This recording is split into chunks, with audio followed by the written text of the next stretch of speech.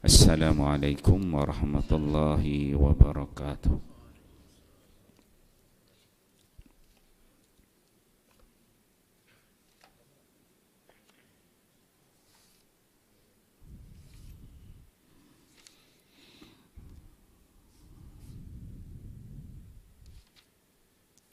Bab salat berjemaah.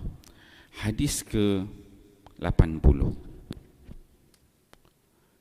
An Abi Hurairah radhiyallahu anhu anna Rasulullah sallallahu alaihi wasallam qala Inna Allaha la yuti'u lillazina yatakhallaluna ila al-masajid fi az-zulami binuri sati'i yaumil qiyamah. Rawahu Tabrani fil Awsat. Sayyidina Abu Hurairah radhiyallahu anhu meriwayatkan bahawa Rasulullah sallallahu alaihi wasallam bersabda, sesungguhnya Allah Subhanahu wa taala akan menerangi orang-orang yang pergi ke masjid dalam kegelapan dari setiap arah dengan cahaya yang bergemerlapan pada hari kiamat. An Abi Hurairah radhiyallahu anhu qala Rasulullah sallallahu alaihi wasallam al-masyauna ila al-masajidi fi zulam ulaika al-khawasuna fi rahmatillah. Rawahu Ibnu Majah.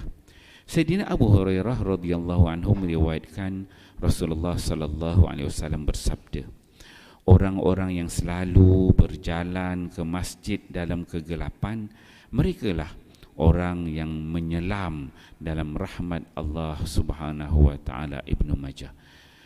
An Buraidah radhiyallahu anhu anin Nabi sallallahu alaihi wasallam qala Bashiril masyaina fi zulami ilal masajid bin nuri tami yaumal qiyamah. Rawahu Abu Daud. Sayyidina Buraidah radhiyallahu anhu meriwayatkan bahawa Nabi sallallahu alaihi wasallam bersabda, berilah berita gembira kepada orang yang selalu berjalan ke masjid dalam kegelapan, iaitu dia akan mendapat cahaya yang sempurna pada hari kiamat. Riwayat Abu Daud. Alhamdulillah tuan-tuan dia, pagi ini kita membaca 3 hadis Nabi sallallahu alaihi wasallam. Hadis di bawah tajuk solat berjemaah. Hadis yang ke-80, hadis riwayat daripada Abu Hurairah. Nama Abu Hurairah ni kita dah biasa sebut, salah seorang sahabat Nabi yang paling banyak meriwayatkan hadis. Lebih daripada 5,000 hadis ini diriwayatkan oleh Abu Hurairah radhiyallahu anhu. Banyak sumbangan kisah dia bersama dengan Nabi sallallahu alaihi wasallam. Dalam hadis ini dia mengatakan bahawa Nabi sallallahu alaihi wasallam menyebut sesungguhnya Allah Subhanahu wa taala akan menerangi la yudhi'u lillazina yatakhallaluna ilal masajid.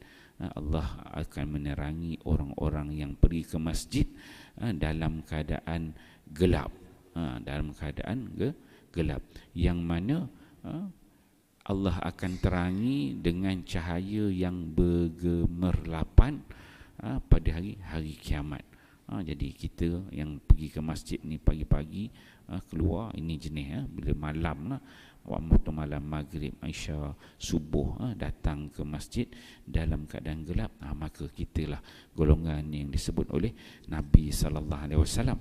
Walaupun kita keluar dalam keadaan gelap, tapi akan dapat cahaya yang terang di hari akhirat kelak nanti. Allah gantikan. Kalau kita tengok zaman Nabi dulu, zaman para sahabat, tak adalah macam zaman kita ni. Ada kenderaan yang ada lampu semua kan, start je kereta, start motor, lampu pun menyala. Zaman dulu agak payah untuk dapat cahaya. Maka ini merupakan satu bentuk tasjid, semangat yang diberikan oleh Nabi. Walaupun gelap, susah untuk datang ke masjid waktu malam, waktu pagi, maka Allah akan ganti dengan cahaya yang gemerlapan pada hari kiamat. Kemudian didatangkan dengan hadis yang kedua, itu hadis Abu Hurairah juga. Nabi menyebut benda yang sama, al-masyauna ilal masajid, orang yang berjalan kaki, ni berjalan, naik kenderaan ke, berjalan kaki ke masjid fi zulam, dan keadaan ke gelap, gelap gelita, ulaika khawasuna fi rahmatillah. Jadi bagi golongan orang yang berjalan kaki pergi ke masjid dalam keadaan gelap, ulaika khawasuna fi rahmatillah, mereka adalah orang yang menyelam dalam rahmat Allah Subhanahu wa taala. Jalan kaki dalam keadaan gelap, mereka ni dapat golongan yang menyelam dalam rahmat Allah, dapat memahami, dapat rahmat daripada Allah Subhanahu wa taala. Jalan kaki dalam keadaan gelap. Kita ni naik kenderaan, lepas tu terang, so beza sikit lah. Tapi mungkin lepas ni boleh jalan kaki, kemudian tak payah pasang lampu, biar gelap kan. Nak ambil spirit daripada Nabi ni, gelap-gelap lah, tutup lampu. Tapi janganlah berlanggar dengan orang pula, anti aksiden. Tapi jalan kaki tak apalah, mungkin tak berlanggar. Kalau naik kereta, naik motor, jangan tutup lampu. Nak ambil spirit ni, jadi berlanggar pula. Okey, tu hadis yang kedua. Kemudian yang ketiga ini an Buraidah radhiyallahu anhu. Hadis dari Buraidah. Buraidah ni nama yang agaknya jarang kita jumpa. Buraidah ni salah seorang sahabat Nabi sallallahu alaihi wasallam. Kalau menurut sejarahnya, Buraidah ni dia Islam ketika mana Nabi sallallahu alaihi wasallam nak berhijrah ke Madinah. Nabi ketika mana dia bertolak daripada Mekah, dia lari nyeruk dekat Gusur, kemudian patah balik baru pergi ke arah Madinah. Ada beberapa orang kafir yang kejar Nabi sebab dijanjikan dengan ratusan unta merah. Antaranya Suraqah bin Abdul Malik, orang tu yang kejar Nabi, jatuh daripada kuda dia. Dan di antara yang nak juga membunuh Nabi, ni si Buraidah ni, sahabat ni, nama dia Buraidah bin Asad al-Aslami. Buraidah al-Aslami. Dia ketika mana Nabi dia Buraidah ni dia duduk di nama satu tempat nama dia Al-Ghamim. Al-Ghamim. Kalau tuan-tuan yang pergi umrah daripada Mekah nak ke Madinah tu, on the way lebih kurang dalam 50 km, 60 km tu ada satu perjalanan ni, jalan lama lah, ada satu tempat nama dia Al-Ghamim. Al-Ghamim. Jadi Buraidah ni dengan kaum dia duduk dekat kawasan Al-Ghamim. Al-Ghamim. Jadi siapa-siapa yang daripada Mekah nak pergi ke Madinah, dia kena lalu kawasan nama dia Al-Ghamim ini. Dia ni ketua suku kaum dia, Buraidah ni. Jadi Buraidah ni bila Nabi lalu tu, dia ambil peluang lah, dia tahu apa yang dijanjikan oleh Abu Jahal, oleh Abu Lahab, siapa yang dapat tangkap Nabi.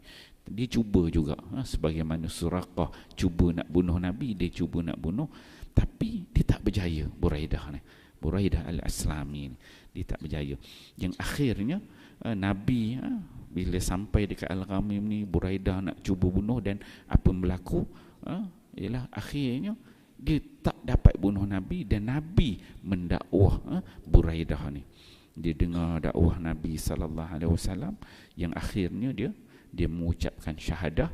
Lepas dia mengucapkan syahadah, dia ambil tombak dia yang nak bunuh Nabi tadi. Tombak dia diikat dengan kain, kain warna putih. Kain warna putih ni biasa orang nak buat bendera putih ni, kira nak surrender lah. Diikat kain putih, angkat tombak dia. Dia tunjuk pada suku kaum dia.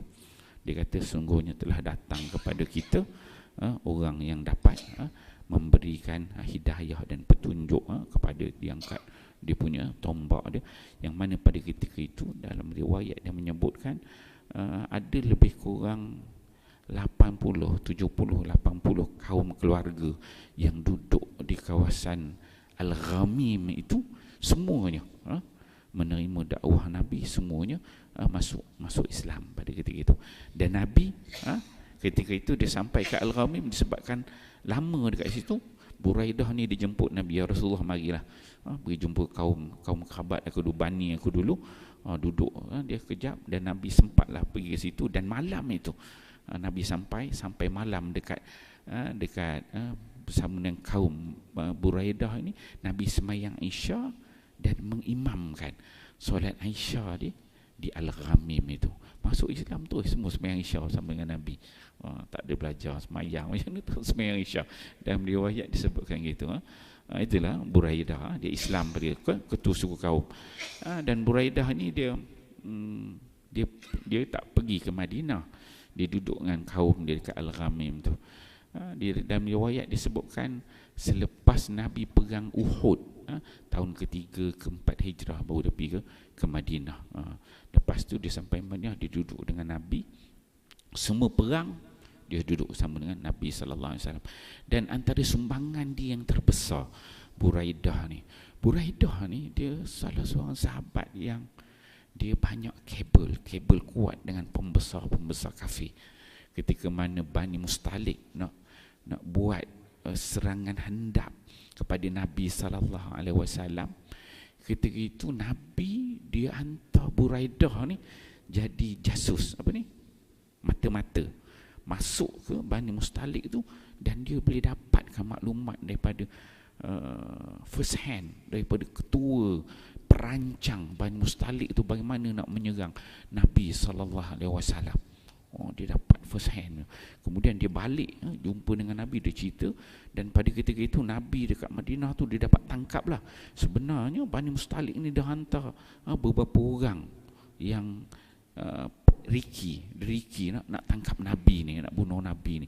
Dapat tangkap benda tu, dan Nabi ketika itu dia bersama dengan orang Islam buat serangan serang Bani Mustalik.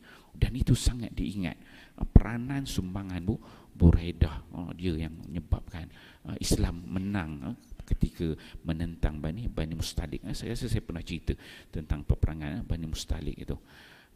Nabi sallallahu alaihi wasallam wafat, kemudian Buraidah ni diceritakan dia ni dia duduk dengan para sahabat, dan akhirnya dia berhijrah ke Basrah, menjadi pejuang, menjadi pendakwah ke Basrah, dan akhirnya dia berjuang ke Khurasan. Khurasan ni sebelah Iran sana.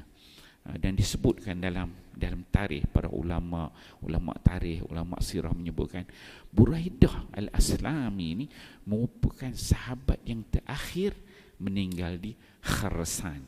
Itu pada tahun 63 Hijrah. Dia ramai sahabat. Setiap tempat tu ada sahabat-sahabat pergi kan. Dan Buraidah ni kalau dekat Khurasan, dia sahabat yang terakhir meninggal. Dulu kita pernah ceritakan ada di Mekah, di Kufah, dekat Khurasan belah Parsi, Buraidah yang terakhir. Sebelum tu ada sahabat-sahabat yang lain. Bila dia mati, maksudnya tak ada dah sahabat yang meninggal di Khurasan. Dia sahabat yang terakhir. Banyak sumbangan dia dalam Islam. So dalam hadis ini dia menyebutkan Nabi sallallahu alaihi wasallam bersabda, "Basyiril masyaina fi zulm." Kamu berilah berita gembira, kata Nabi kepada para sahabat, basyiril masyain, berikan berita gembira kepada orang yang berjalan pada waktu gelap ke masjid. Apa berita gembira itu? Nabi sebutkan bin nurit tami yaumal qiyamah, yang mana Allah Subhanahu wa taala menjanjikan mereka yang berjalan dalam keadaan gelap ini ke masjid, dia akan mendapat cahaya yang sempurna pada hari kiamat. Bolehlah lepas ini kita pakai gelap ya, masjid surau pun gelap, datang pun gelap, tak ada cahaya kan, semua gelap sampai ke surau. Nak ambil fadilat ini insyaallah tuan-tuan mulia. Pagi ini kita baca 3 hadis Nabi sallallahu alaihi wasallam yang menceritakan kelebihan berjalan kaki, iaitu menceritakan tentang kegelapan itu. Orang yang pergi masjid dapat fadilat, kelebihan pada hari kiamat. Jadi insyaallah kita fahami, kita amal, dan kita sampaikan. Wallahu a'lam. Subhanakallahumma wa bihamdika asyhadu an la ilaha illa anta astaghfiruka wa atubu ilaik.